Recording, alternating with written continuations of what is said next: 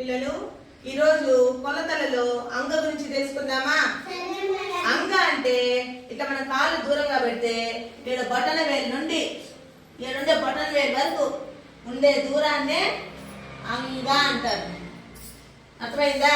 బటన వేలు నుండి వెనకాల ఉండే బటన వేలు వరకు ఉండే దూరాన్ని అంగ అంటారు. ఇప్పుడు కొలుస్తామా?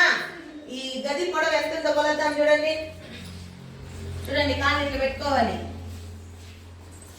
అర్థమైందా? 1 2 3 4 5 6 7 ఎన్ని అంగులు ఉంది? సంగీత అంగులు 1 2 3 4 5 6 7 8 9 10 11. సంగీతకు 11. నెక్స్ట్ శరణ్య